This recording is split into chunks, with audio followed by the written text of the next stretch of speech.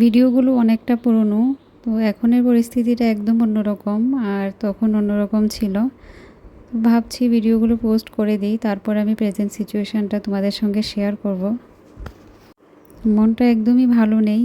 আর যাই হোক, ভিডিওগুলো দেখলেও খারাপ লাগে, কিন্তু কিছু করার নেই। যারা তোমরা আমাকে পছন্দ করো তারা হয়তো খারাপ পাবে দেখে, আর যারা নর্মাল মানে আমাকে নিয়ে মানে হিংসে করো তারা হয়তো খুশি হবে।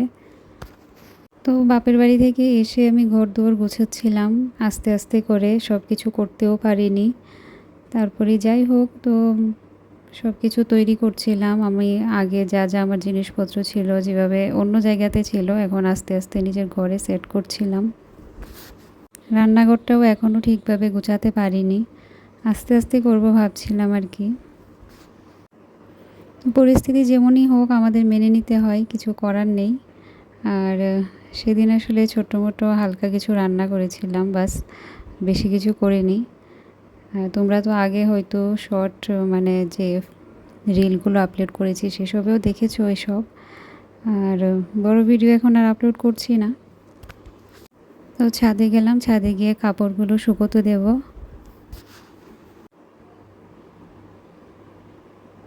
একটা মানুষের লাইফে কত কিছু ঘটে যায়, যতটাই আটকানোর চেষ্টা করা হয় কিছু করার নেই। আর জানি না সত্যিই কেন হয়।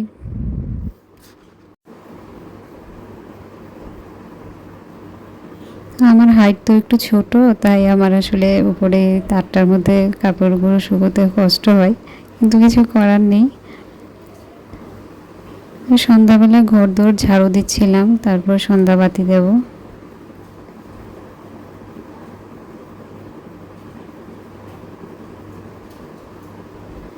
তো কাপড়গুলো গুছিয়ে রাখছি।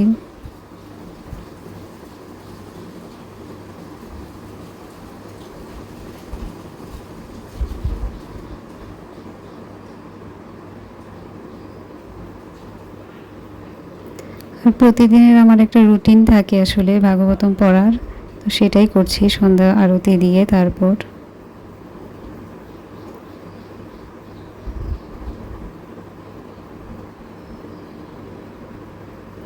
মনও ভালো থাকে, তাই না?